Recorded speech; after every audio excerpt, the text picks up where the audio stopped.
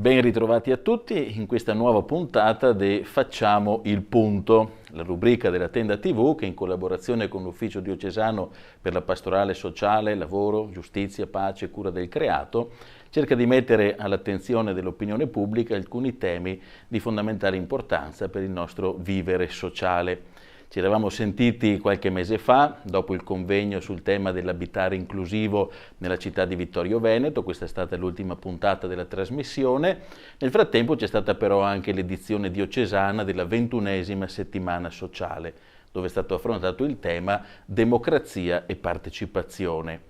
Questo tema si collega anche alla settimana nazionale dei cattolici in Italia che si terrà a Trieste nel prossimo mese di luglio, ma anche guardando all'appuntamento delle elezioni europee che ci vedrà coinvolti il prossimo 8 e 9 giugno.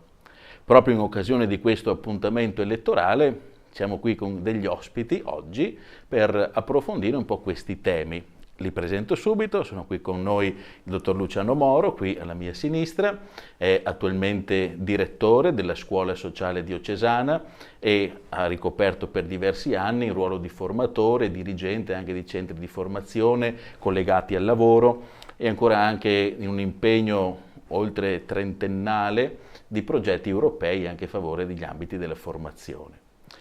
C'è poi qui con me anche il professor Paolo De Stefani dell'Università di Padova, è docente del Dipartimento di Scienze Politiche, Giuridiche e Studi Internazionali, appunto dell'Università di Padova, e si occupa della tutela internazionale dei diritti umani.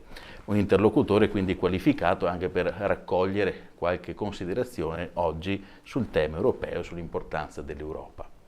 Comincerei proprio dal professor De Stefani, tanto benvenuto qui nei nostri studi della Tenda TV e partiamo un po' facendo il quadro generale di questa Europa, dell'Unione Europea, degli organismi che la compongono e siamo chiamati al voto, ma per che cosa votiamo? Qual è il significato di questo voto? Come potremmo essere in qualche modo protagonisti dentro questo voto di un orientamento su una politica europea che possa essere oggi d'avanguardia e possa rispondere anche alle necessità che sono all'ordine del giorno?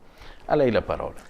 Grazie. Noi votiamo per il Parlamento europeo. Il Parlamento europeo è un'istituzione democratica, l'unica istituzione, sovranazionale a livello globale, che è formata da persone elette direttamente dai cittadini di 27 Stati membri dell'Unione. Quindi è una grande festa di democrazia questa, di partecipazione. Non è banale, ecco. Il Parlamento è un organo centrale nella costruzione dell'Unione Europea. L'Unione Europea è un organismo internazionale sui generis, nel senso che non rappresenta soltanto i governi, appunto con il suo Parlamento rappresenta anche i popoli, gli abitanti di questo grande continente, piccolo ma grande, diciamo così. E ha appunto questa architettura molto particolare, appunto il Parlamento, rappresentanza democratica degli abitanti, distribuzione di parlamentari che rappresentano non soltanto gli stati, quindi gli interessi della loro parrocchia, ma rappresentano anche tradizioni e orientamenti politici trasversali ai vari paesi. E il ruolo dei gruppi parlamentari dei rispettivi partiti che sono costituiti a livello continentale, man mano negli anni è diventato sempre più importante. Poi nell'Unione Europea, essendo un'organizzazione di Stati, sono rappresentati i governi, quindi nel Consiglio dell'Unione Europea e nel Consiglio Europeo, questi organismi dove i governi hanno la rappresentanza, i 27 paesi, ognuno vale uno, no? Anche se nelle forme di votazione all'interno del Consiglio si vota, i voti sono pesati, quindi il voto dei paesi con una popolazione maggiore, maggiore peso economico, eccetera, media ponderata, evidentemente valgono un po' di più. E poi c'è la Commissione, che è un organo tecnico che fa le proposte e poi realizza anche le politiche per conto di tutti. Quindi noi contribuiamo con queste elezioni a costituire uno di questi no? Questi Importanti organi, in questa istituzioni, articolazione sì. anche abbastanza complessa, anche perché talvolta sì. non si comprende bene i confini dell'uno e dell'altra, essendo appunto presenze sia elette da parte della popolazione, dei cittadini europei, sia da parte anche poi dei governi dei rispettivi stati che compongono l'Unione Europea. Ma si sente allora a questo proposito talvolta così qualcuno che apostrofa elezioni dicendo bah, noi andiamo a votare Parlamento europeo, ma poi il Parlamento europeo sarà ininfluente ai fini della decisione degli orientamenti politici. Cosa possiamo dire rispetto a questo? Questo poteva essere vero, non so, 20 anni fa, 30 anni fa, quando è partita, diciamo, la democratizzazione, diciamo, dell'apparato europeo. Adesso non è più così, il Parlamento ha, nella gran parte dei casi, ha un ruolo di codecisionale, cioè le scelte normative dell'Unione Europea sono votate dal Consiglio, quindi dai governi, e dal Parlamento. Se non c'è l'accordo di uno dei due componenti, la legge non va. Quindi i regolamenti, le direttive dell'Unione passano tutte attraverso il Parlamento, con alcune eccezioni. Sono alcune materie in cui il Parlamento non ha voce in capitolo, diciamo così. Penso alla materia della politica estera, per esempio, o anche fiscale, ma sono anche materie su cui l'Unione Europea non ha grandi competenze, quindi tutto resta agli Stati. Per tutto il resto il Parlamento contribuisce il 50% alla realizzazione delle normative, no, delle leggi, e poi ha un ruolo di, diciamo, orientamento politico generale, quindi elegge, seppure su proposta che viene fatta dagli Stati, dai governi, il Presidente della Commissione, vota per i membri della Commissione, quindi i membri della Commissione rappresentano un po' le formazioni politiche, le maggioranze politiche che si formano dentro il Parlamento.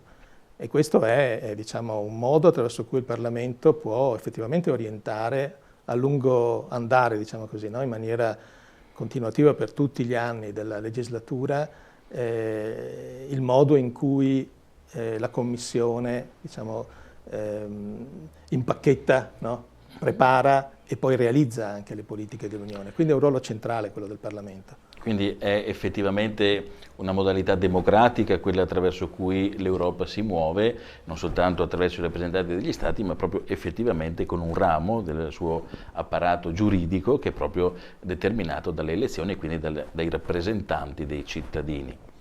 Beh, veniamo un po' a Luciano, vedo che ha in mano qui il volantino che abbiamo realizzato per la serie di incontri fatti dopo Pasqua, per quale Europa. In qualche modo questo fa anche da eco al percorso che la Scuola Sociale Diocesana ha fatto a partire da ottobre fino a febbraio, terminando poi con la Settimana Sociale Diocesana, e ci siamo interrogati, abbiamo anche avuto modo di approfondire un po' questo tema, per quale Europa, no?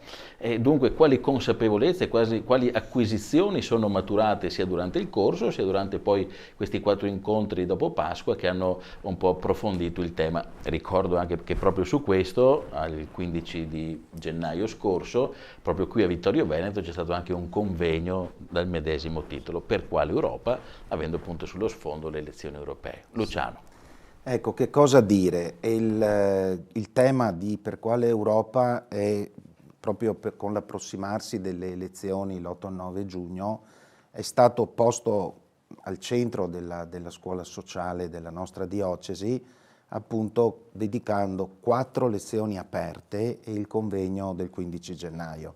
La prima cosa da dire è che questa serie di lezioni aperte che si sono svolte poi a Ceggia, Motta di Livenza e il convegno a Vittorio Veneto hanno avuto una buona partecipazione in termini di presenze e anche di attenzione, di domande, di chiarimento.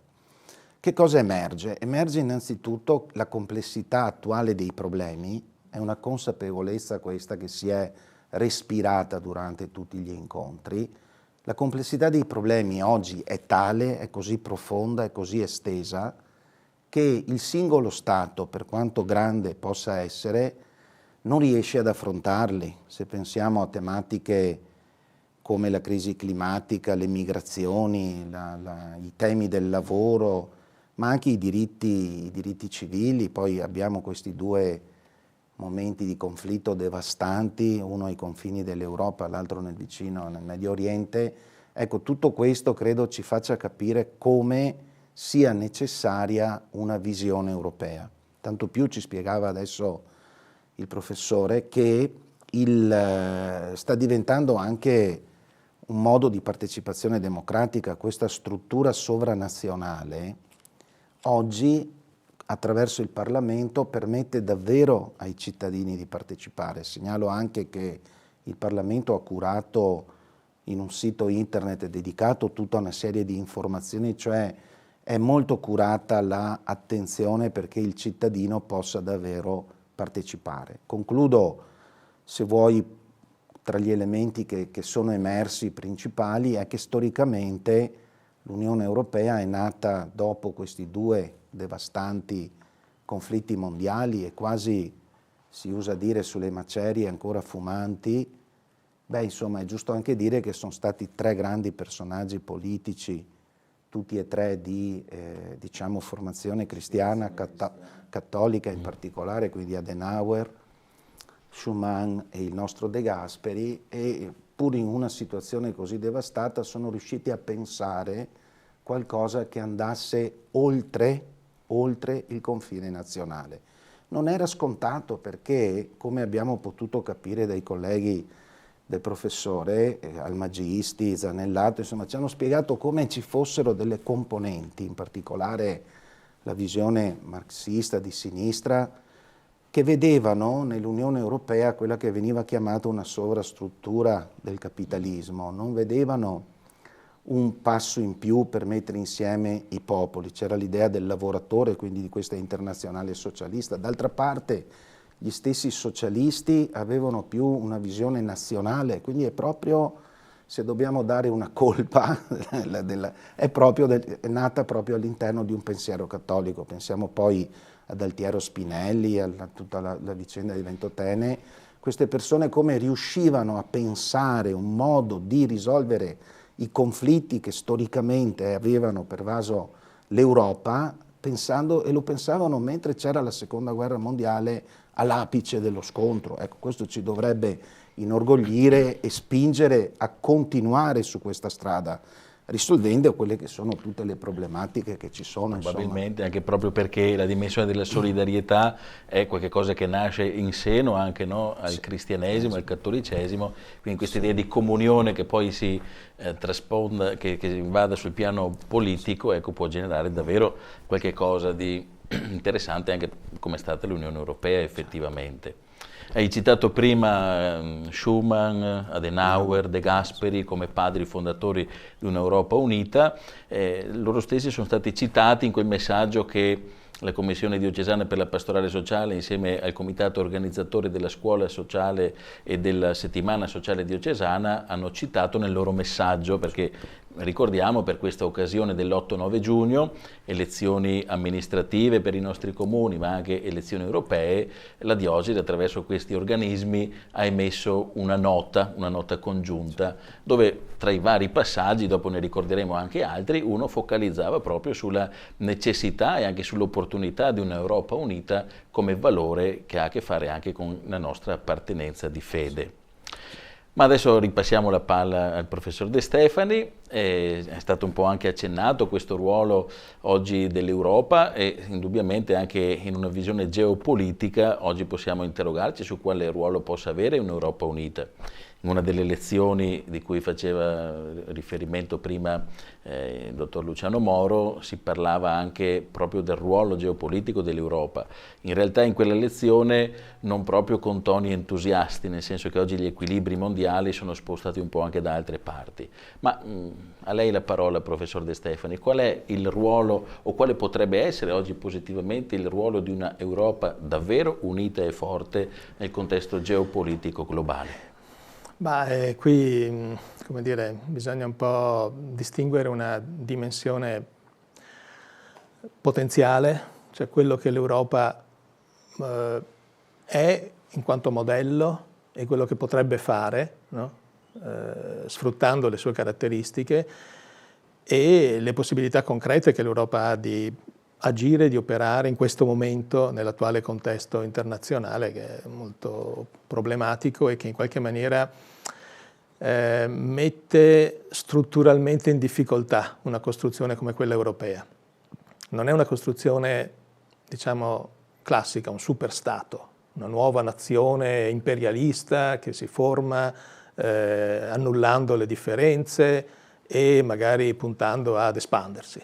No, questo è il modello classico, no? Le nuove potenze fanno così e si espandono e così via. Questa non è la visione europea. Mi collego anche a quello che diceva prima appunto Luciano Moro, perché è una costruzione assolutamente originale che vuole promuovere la pace, e la pace non si promuove con la guerra evidentemente, ma neanche con espandendo l'egemonia, espandendo il proprio modello culturale, economico, eccetera. Però l'Europa, proprio per questo, no, per porsi come una costruzione politica, economica, culturale, diciamo, diversa da quello che c'è stato nei secoli passati, no? Proprio per questo ha fatto da modello a tante altre iniziative nel mondo. Tutti quanti vorrebbero avere un modello di integrazione regionale come quello europeo.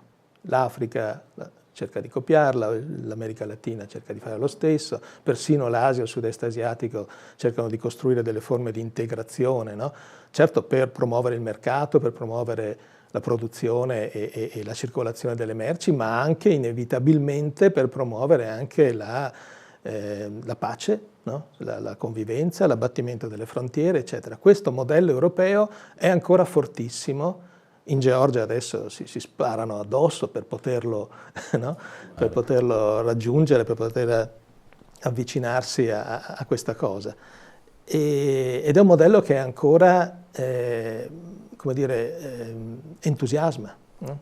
E dovrebbe entusiasmare anche noi europei, noi lo diamo anche troppo per scontato, no? Cosa può fare una costruzione politica, giuridica, eccetera, così particolare, così caratteristica in questo momento storico in cui si contrappongono degli imperi, no? E in cui anche nazioni piccole cercano di diciamo, operare nel contesto come fossero degli imperi, no? Allargandosi, occupando, imponendo la propria visione, eccetera. E siamo fuori scala, siamo fuori tema, per così dire, no? E anche le idee che adesso, e che peraltro io appoggio, no?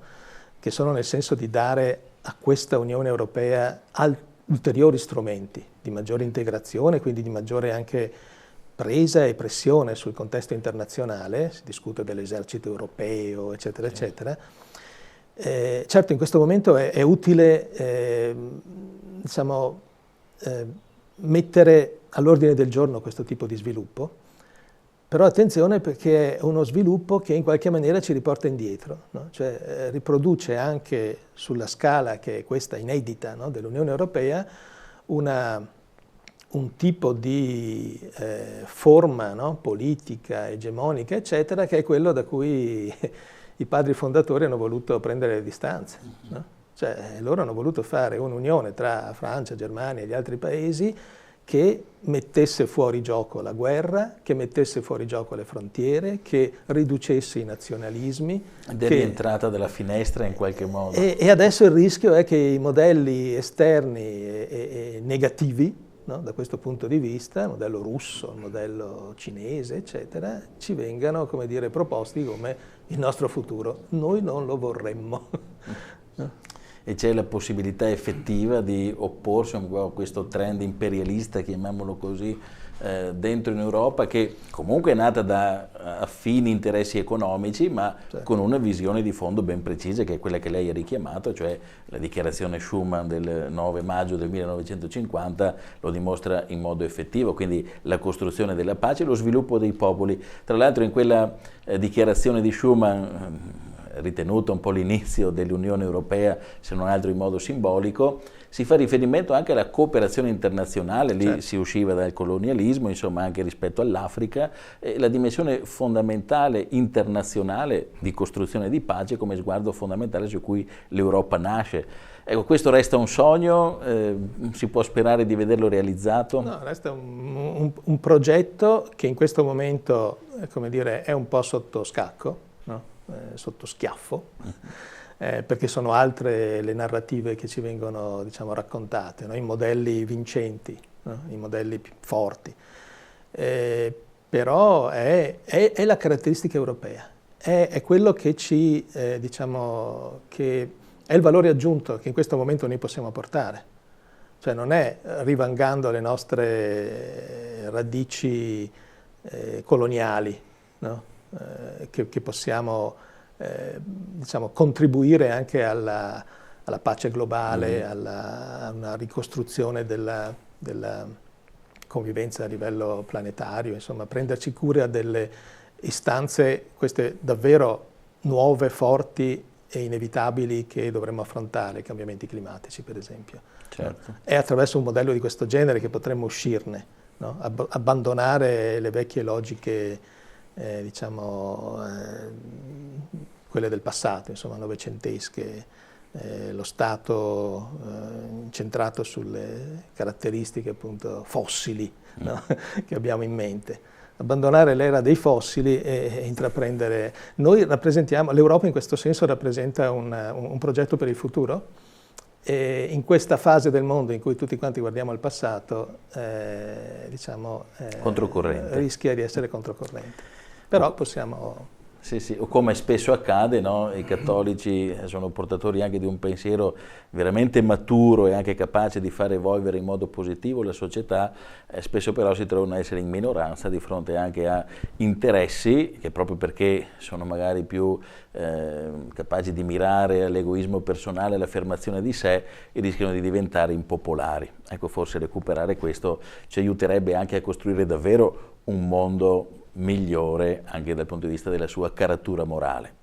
Ma proprio su questo, Luciano, no? Nei vari passaggi anche della scuola di formazione all'impegno sociopolitico, da ottobre a febbraio, nei corsi Per quale Europa, ecco, forse abbiamo messo in evidenza, volevamo mettere anche in evidenza, quello che è tutto un patrimonio di pensiero che la Chiesa ha maturato nei secoli, nei decenni, ma tutta la tradizione giudaico-cristiana ce lo consegna, ed è il corpus della dottrina sociale della Chiesa, il pensiero sociale della Chiesa, cioè la declinazione del Vangelo negli ambiti delle relazioni sociali, dall'economia alla politica, eccetera.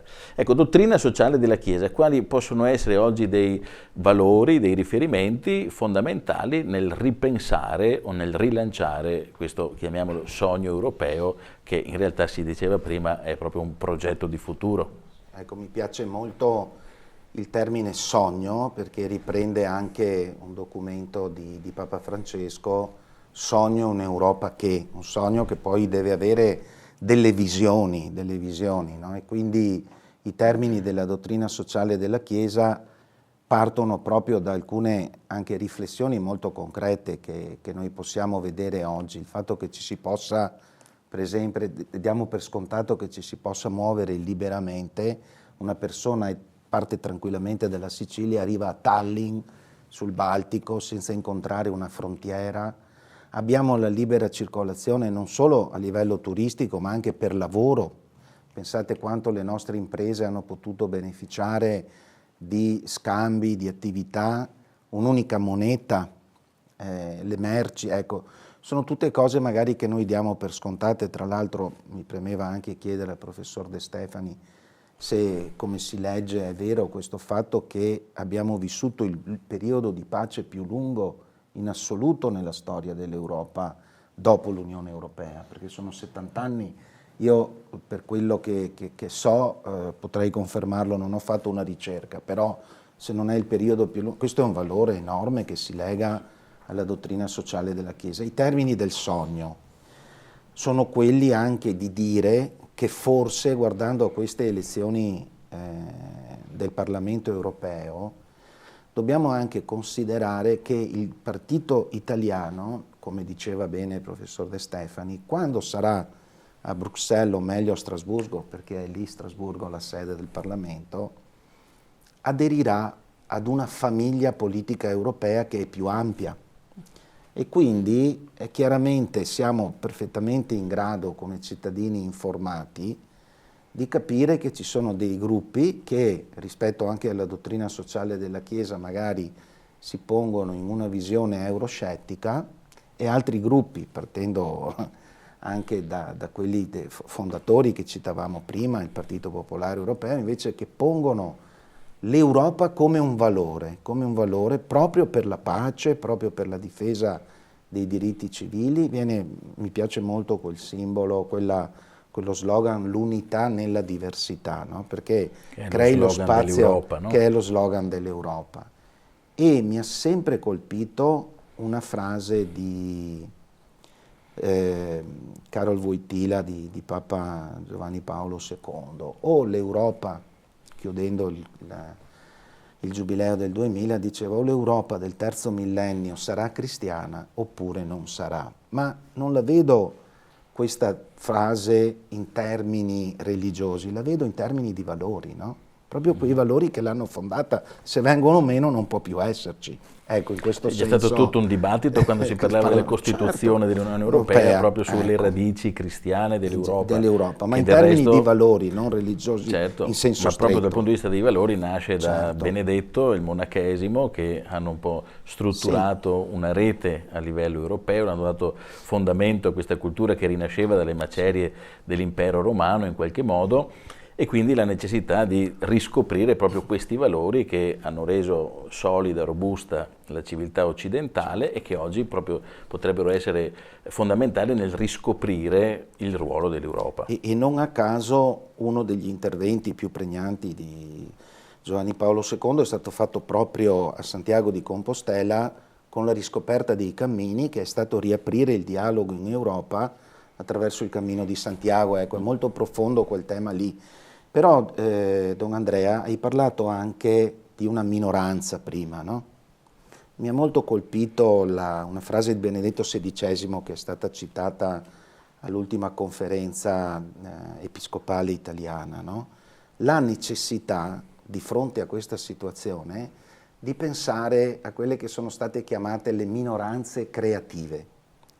Cioè minoranze che si fanno carico anche di portare un pensiero, non minoranze aggressive, o peggio ancora minoranze che rinunciatarie. No, minoranze creative. Mi piace tanto questa definizione perché è il ruolo che un pochino stiamo cercando anche con la scuola sociale, no? È chiaro che non cambiamo, però noi lanciamo dei semi, no? Pensiamo anche alla nuova schiera di amministratori comunali che si prepareranno ad amministrare le nostre comunità locali. Si parla tanto di locale, ma se tu non sei inserito in una visione più globale, non ti muovi, no?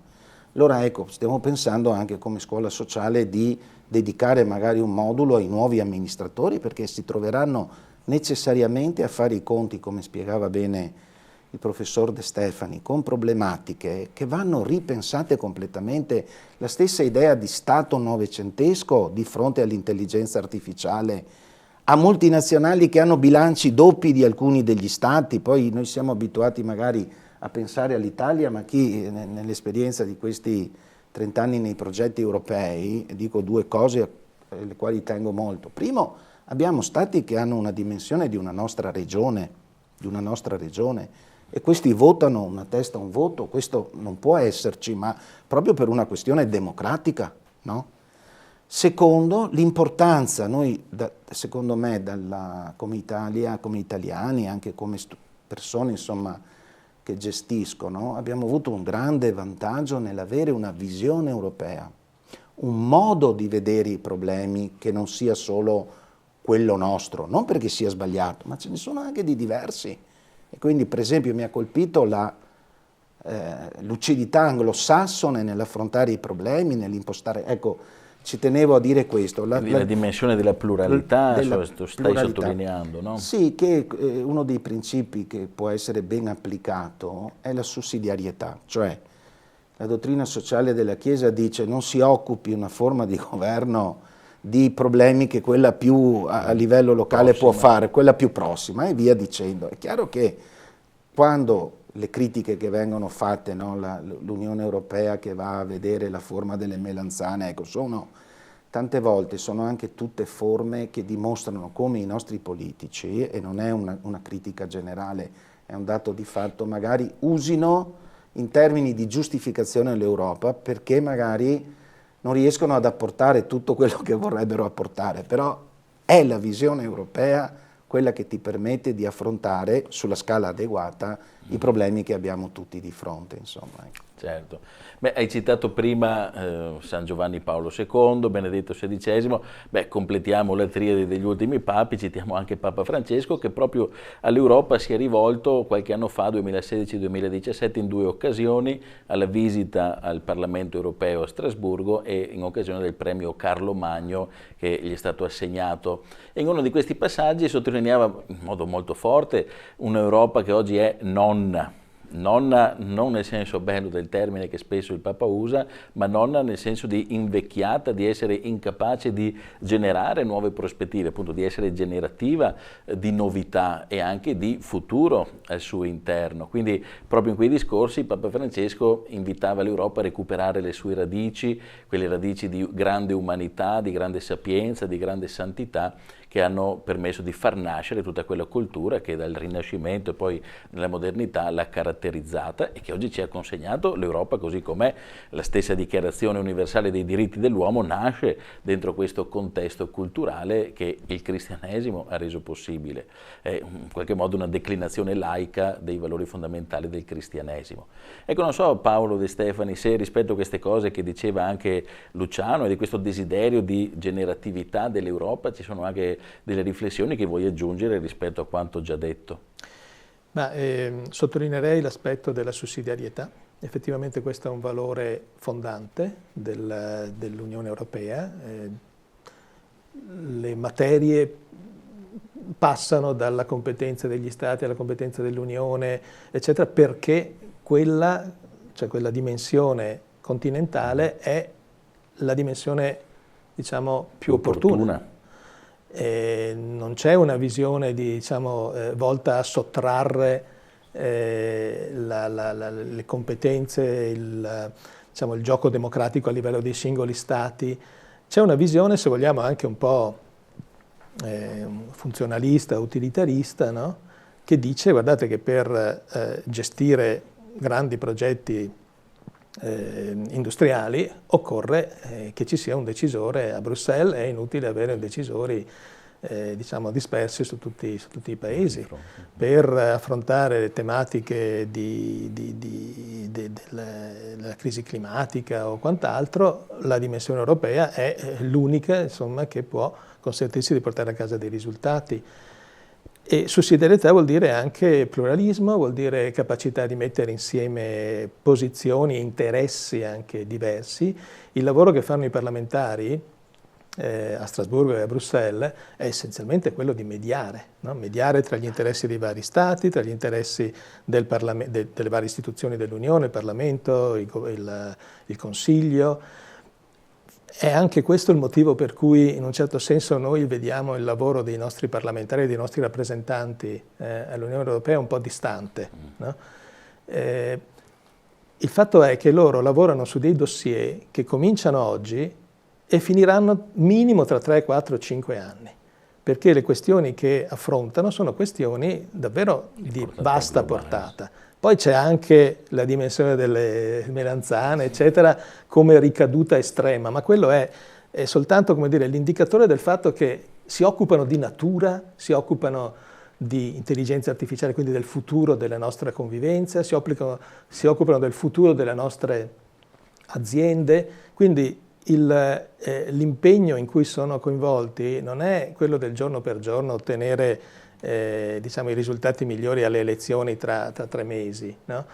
E questo in qualche maniera li colloca in una dimensione che noi associamo alla tecnocrazia, no? Ai poteri separati e che il popolo non capisce. In realtà dovremmo, come dire, abituarci a questo tipo di linguaggio, cercare di entrare in questo tipo di dinamica, perché è quella che segna in maniera molto più profonda di quanto non facciano i dibattiti. Spesso, è la costruzione di una rete nel background, per così dire, che poi rende possibile anche attuazioni più concrete. Certo, è una visione di lungo periodo e di vasta portata, no? Quello a cui purtroppo i nostri parlamenti ci hanno da un bel po' di tempo disabituati.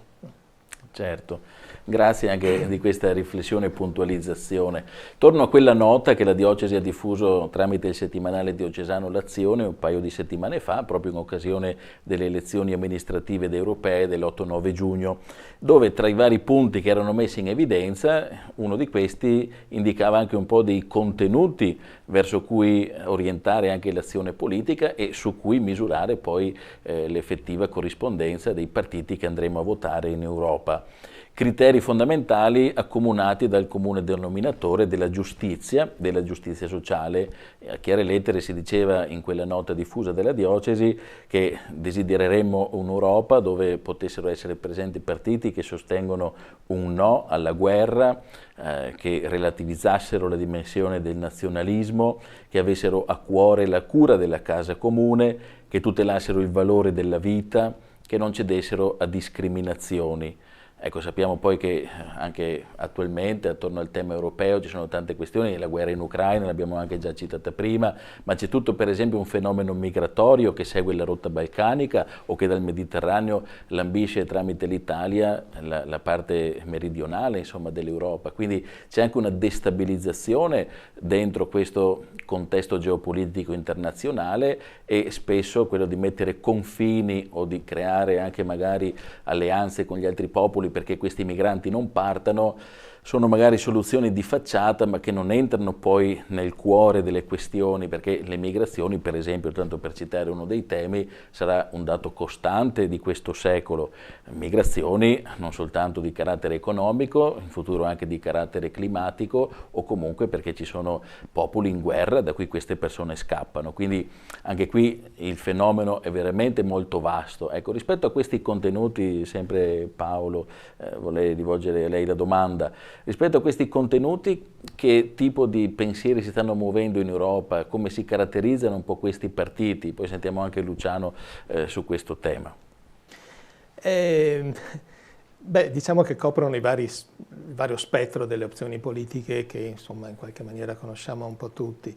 Le famiglie politiche che si sono formate in Europa tradizionali dentro il Parlamento europeo sono quelle che un po' conosciamo anche noi, quindi il Partito Popolare e dintorni, il Partito Socialista, Socialdemocratico, sono le due forze principali anche storicamente che si sono un po' che hanno guidato, no? Dal punto di vista politico anche all'interno proprio del Parlamento europeo la costruzione europea finora. E poi ci sono, diciamo, sul lato sinistra le formazioni più vicine alla sinistra estrema e a cui possiamo un po' associare anche i Verdi, anche se in Europa i Verdi sono molto pragmatici, per esempio insomma, anche in Germania, anche in Francia, insomma, la loro posizione è molto, molto pragmatica e portano avanti specificamente le tematiche ambientali. E poi c'è il fronte che adesso è quello un po' sugli scudi, nel senso che è anche sotto l'attenzione di tutti, dei partiti di destra, e qui abbiamo delle formazioni che, qui bisognerebbe fare un po' una riflessione, conservatori e i partiti diciamo, che invece puntano sull'identità dei singoli, le cosiddette Europa delle nazioni, che vuol dire la non Europa e quindi le nazioni. Qui bisogna fare una piccola riflessione, nel senso che queste formazioni politiche fino a qualche anno fa, fino all'attuale diciamo, legislatura, erano caratterizzate come euroscettici e quindi stavano nel Parlamento europeo come dire, in posizione un po' defilata, nel senso che la loro funzione non era tanto quella di diciamo, sostenere politiche, ma come dire, rappresentare un no. Sì, contrastarle un po' in radice, no? Un po' in nuce, per cui erano sistematicamente esclusi, diciamo così, dal negoziato di cui dicevo prima, no? Quello che porta all'adozione di testi legislativi, eccetera. Adesso in questa tornata elettorale si presentano in una posizione diversa, possono ambire ad avere a quanto pare numeri maggiori e quindi la loro diciamo, piattaforma non è più tanto quella di opporsi alla costruzione europea quanto di impadronirsene e orientarla verso diciamo, un'agenda, no? Un po' diversa da quella che ha un po' rappresentato la stella polare dell'Unione in questi decenni. E verso dove? No? Non lo sappiamo bene, non è chiaro, anche perché la loro diciamo, piattaforma spesso non è un po' evasiva da questo punto di vista, meno Europa, più Europa, cioè, insomma, non è granché chiaro. Comunque è abbastanza evidente che come dire, cavalcano un orientamento, un sentimento che non è tanto ispirato dai valori europei, almeno questo a mio modo di vedere, quanto ispirato da altri valori, quelli dello Stato forte, dello Stato autoritario, della chiusura, no? La fortezza Europa, della limitazione dell'osmosi, no? Tra le realtà europee, nazionali, culturali, eccetera, e che sono più vicine ad una visione, diciamo, diversa, più tradizionale, se vogliamo, più novecentesca, vorrei dire, anche se non è che sia di per sé una cosa negativa, della vita politica e degli equilibri internazionali. Ecco, diciamo, tornando a quello che si diceva prima, l'Europa è stata 70 anni in pace. Nel momento in cui questi valori di convivenza, di messa in sordina dei nazionalismi, di apertura al pluralismo, eccetera, sono stati compressi, la guerra è scoppiata anche in Europa. Luciano, una riflessione su questo? Una riflessione è quella che un pochino è nata anche dibattuta dentro la scienza della politica di Padova. No? Gli italiani si rapportano ai partiti come quando ordinano un caffè, no? Quanti tipi di caffè ci sono? Macchiato caldo, cappuccino, ecco, magari il proporzionale oggi porta anche a poter, no, distinguere, ma si vorrebbe tutto un lavoro su un partito, su misura. Ecco, il fatto anche di scegliere le grandi tradizioni politiche, secondo me ci dà la direttrice, insieme anche magari ad un elemento che tante volte abbiamo la possibilità della preferenza, anche di 2 e anche di 3 preferenze. Fino a 3. Fino a 3 con l'attenzione alle quote rosa, che noi questa sera o quest'oggi qui anche non rappresentiamo, ecco, ahimè. Ecco. E quindi si predica bene, no? Come e poi spesso, si razzola male. Però ecco, volevo dire, vediamo anche, studiamo un attimino, perdiamo un minuto a vedere il curriculum delle persone che mandiamo in Europa, proprio per quella motivazione che ci veniva spiegata con molta attenzione.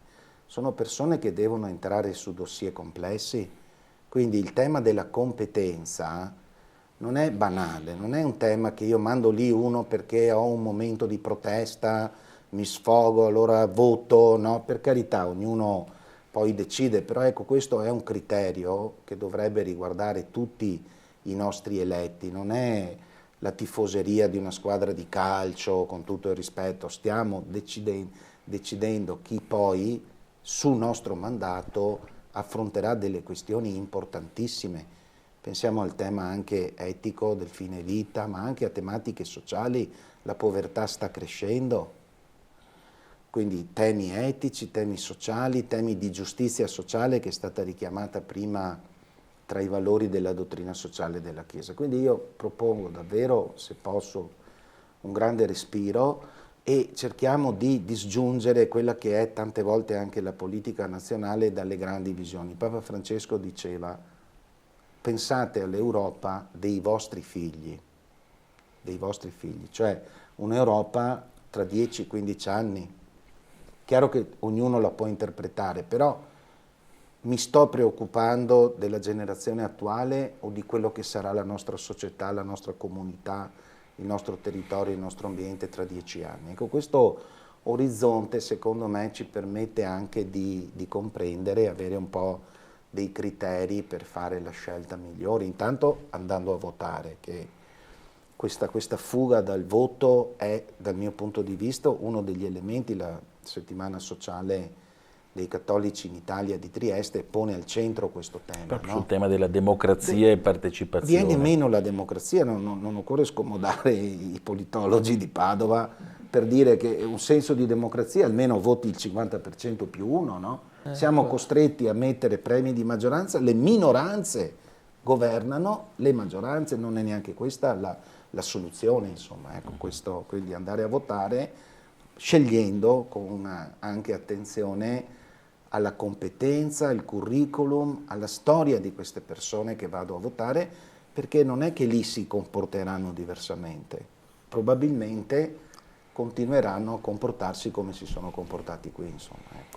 Ecco, è una preoccupazione questa dell'indirizzare all'andare a votare, l'importanza della partecipazione attraverso il voto, su cui anche quella nota diffusa dalla diocesi insisteva in modo particolare. Ecco. Tra l'altro non è nostra preoccupazione in questa trasmissione andare a dare indicazioni o andare a definire chi è meglio o chi è peggio, resta salva la possibilità di ciascuno di votare chi si ritiene possa essere il candidato o il partito migliore per sostenere l'Europa. Certo, stiamo raccogliendo anche delle considerazioni su come oggi l'Europa potrebbe essere un'Europa migliore e migliore per la costruzione del bene comune. Quindi ecco, mi verrebbe un po' da sottolineare l'esigenza di votare, questo sì, con il giusto spirito critico, cioè non andando per emozioni e simpatie, ma andando a leggere magari i programmi di ciascuno dei partiti che sono presentati alle elezioni, su cui si può anche approfondire un po' che cosa vogliono proporre e anche magari nelle preferenze che esprimiamo andando anche a cogliere quegli elementi di coerenza e di impegno personale che quei candidati poi porteranno, come hanno già fatto, dentro all'agone europeo nel portare avanti le proprie idee. Quindi ecco una sottolineatura sull'importanza di un ragionamento critico, perché l'espressione del proprio voto non sia soltanto un atto che si fa così per leggerezza, ma carico anche di una consapevolezza e quindi capace di onorare anche una responsabilità che ci è affidata. Torno e andiamo ormai verso anche la conclusione della nostra trasmissione, torno invece su quella nota diocesana perché c'è ancora un punto che vorrei evidenziare di quanto è stato scritto dagli autori di quel messaggio ed è la necessità di un impegno che non diventi soltanto impegno del cittadino che va a votare con questi criteri che ho appena richiamato, ma un impegno che vede nel voto, per così dire, la punta di un iceberg, ma che poi segna anche un impegno, una responsabilità quotidiana nella costruzione del bene comune. Certo, chi va al Parlamento europeo, chi poi prenderà in mano i consigli comunali, chi farà da sindaco, chi anche a livello politico italiano vive questa esperienza di amministrazione, certo farà del suo, ci metterà del suo, sarà protagonista in prima linea, ma ci sono molti altri modi di esprimere quella partecipazione a cui ci richiama anche la settimana sociale nazionale, che va anche attraverso il fare bene il proprio quotidiano. In particolare, qui si è aperta proprio nella nostra settimana sociale diocesana dello scorso febbraio una riflessione non soltanto su chi vive l'impegno politico, ma anche su chi per esempio è un attore economico che può costruire il benessere e quindi anche poi il bene comune del proprio territorio, o come per esempio tutto quel mondo del terzo settore che proprio attraverso la sua presenza è capace di qualificare un territorio per la sua crescita umana. Ecco, un attimo torniamo da Luciano, allora rispetto a questo, visto che per 30 anni ti sei occupato anche di progetti europei e poi sia nel volontariato sia anche nel tuo lavoro professionale hai potuto sostenere un po' questa visione sia riguardo al mondo economico lavorativo sia per quanto riguarda poi l'impegno nel terzo settore. Sì. Quali sollecitazioni per un impegno che diventa quotidiano? Sì, il tema anche, ricordavi bene, in quello che hai detto sottolineerei anche il ruolo dei corpi intermedi, quindi intendo sindacati, associazioni degli imprenditori, associazioni dei cittadini, perché, e quindi il volontariato, lo vedo proprio il campo di azione concreto, cioè attraverso questi strumenti che ci sono state delle anche, qualcuno le ha definite derive, altre tentazioni, insomma, di parlare tra governo, tra premier e direttamente il cittadino, direttamente il lavoratore. Noto che è la nostra Costituzione che prevede una disaffezione della politica nasce proprio da qui, no? Dal fatto di non esatto. avere tutta questa forma di espressione, di intermediazione di un pensiero. Anche. Si è come rotto, no? Questo passaggio che ti permetteva di essere all'interno di problematiche locali, ma ripeto con una visione globale. Ecco, che cosa si impara dall'Europa? Che la prospettiva di impegno e di soluzione di un problema non la improvvisi. Noi siamo... La nostra cultura ci vede capacissimi di agire nell'emergenza, ecco, mentre invece questa prospettiva a 3, 4, 5 anni, all'obiettivo a medio e lungo termine, non è proprio nel nostro modo di fare. Questo quando ti rapporti ai progetti europei, parlo per esperienza, lo noti. Una cosa che mi ha colpito è l'attenzione che c'è a livello, soprattutto ho seguito progetti di enlargement, quindi l'allargamento dell'Unione Europea.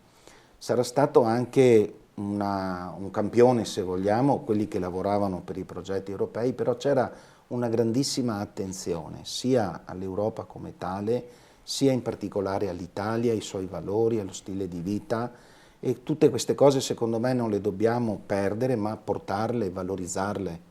Quindi l'impegno nel quotidiano ti permette poi di legarti anche a queste dinamiche più ampie. C'è un'ultima considerazione, questa idea del sogno, della visione è compito di tutti noi, quindi parliamone, usciamo se possiamo anche dai luoghi comuni e poniamo nelle scelte quell'attenzione che tu sottolineavi prima, Don Andrea, di un approfondimento. Noi abbiamo questo metodo che è ormai proprio della dottrina sociale della Chiesa, il vedere, quindi analizzare la situazione, il valutare, esprimere un discernimento, un giudizio, e poi l'agire. Quando io vado subito ad agire, perdo la gran parte delle premesse, delle analisi che mi consentono di fare una scelta motivata e il risultato non può essere che negativo. Ecco, professor De Stefani, dal punto di vista del suo compito educativo di docente e il contatto col mondo dei giovani, ecco, forse qualche riflessione rispetto a ciò che si potrebbe fare oggi nel dialogo con i giovani, non soltanto proponendo dei modelli, ma ascoltando proprio da loro quali sono i loro desideri, i loro sogni per il futuro e questo desiderio di partecipazione di tutti per costruire responsabilmente il bene comune, quali considerazioni poter fare? Ma io vedo che i giovani sono estremamente attenti anche pure troppo attenti alla differenza, al pluralismo, al rispetto dell'identità di ciascuno. Questo credo sia un modo da parte loro di interiorizzare dei valori che sono tipicamente i valori della Costituzione europea. Conoscere il diverso, apprezzarne la differenza, questo ci fa capire meglio anche la nostra identità. Questa è una cosa che gli studenti che vanno a studiare all'estero per periodi più o meno lunghi, che vanno per turismo o anche così, perché la frontiera è qua vicina, all'estero e quindi frequentano l'Europa, hanno, come dire, acquisito. Un'altra cosa che secondo me i giovani hanno acquisito e che di nuovo è un valore, anche se apparentemente non è così, è un valore che l'Unione Europea ci ha diciamo, trasmesso, è quello, direi, dell'umiltà, cioè del capire che siamo minoranze, tante minoranze, dentro un contesto che ci sovrasta e che in questo momento ci mette particolarmente all'angolo. L'Europa, noi facciamo le nostre manifestazioni, eccetera, come se potessimo decidere, no, le cose.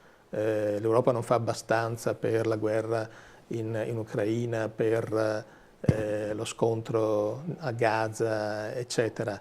Ma l'Europa, e noi ce ne stiamo rendendo conto un po' anche drammaticamente, se volete, è uno dei tanti attori.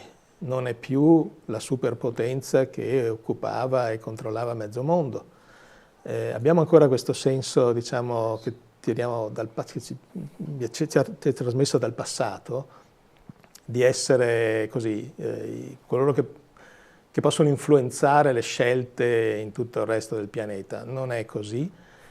E questa consapevolezza è la stessa consapevolezza che noi abbiamo quando andiamo a Strasburgo o a Bruxelles e ci rendiamo conto che gli altri la pensano diversamente, che le nostre istanze non possono essere completamente interamente, no, fatte proprie dal decisore comune, che la decisione finale è sempre diciamo, l'esito di un negoziato, talvolta di un negoziato lungo, faticoso, di cui diciamo, alla fine siamo sempre solo parzialmente soddisfatti, no?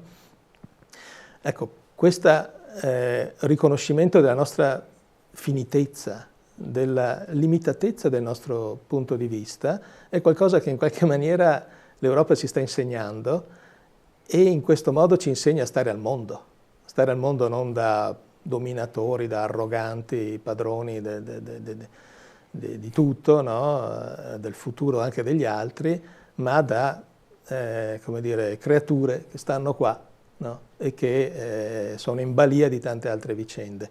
Se anche altri nostri vicini di casa comprendessero questo punto di vista, forse avremmo maggiori chance di uscire dalle terribili, diciamo, situazioni di conflitto in cui siamo coinvolti. Mentre parlava mi veniva in mente un'immagine biblica, la Torre di Babele, capitolo 11 del libro della Genesi, dove un po' si fa sintesi in modo simbolico di quanto proprio lei diceva: unità, umiltà, diversità sono i fattori fondamentali. Il sogno di Babele, che poi Dio provvidenzialmente distrugge, è quello di costruire un pensiero unico, monolitico, con una torre che tocchi il cielo, cioè che si sostituisca a Dio, dove le differenze sono completamente annullate. E da lì, secondo la narrazione biblica, la diversità dei popoli, delle culture, delle lingue nasce come antidoto a questa uniformità di pensiero che diventa espressione anche di superbia e di dominio, no?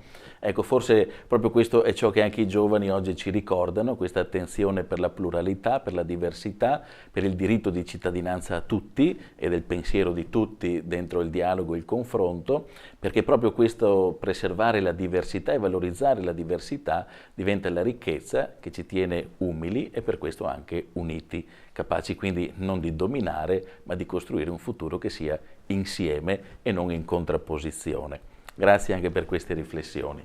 Ringrazio allora gli ospiti che sono intervenuti questa sera: Luciano Moro, direttore della Scuola Sociale Diocesana, professor Paolo De Stefani dell'Università di Padova, e per chi volesse leggere integralmente il testo di quella nota congiunta della pastorale sociale nell'ambito della diocesi di Vittorio Veneto, lo può fare nel sito internet diocesano www.diocesivittorioveneto.it.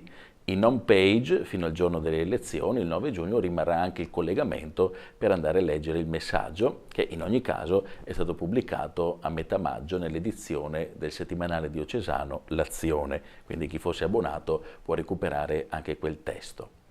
Grazie a voi per l'attenzione che ci avete riservato, per la simpatia, e ci auguriamo di vederci magari di qui a poco in occasione della settimana sociale di Trieste, 3-7 luglio 2024, dove anche la presenza di Papa Francesco porterà una parola di accelerazione a quei processi di partecipazione democratica che ci vedono tutti protagonisti e responsabili. Grazie ancora, buona continuazione e arrivederci a presto.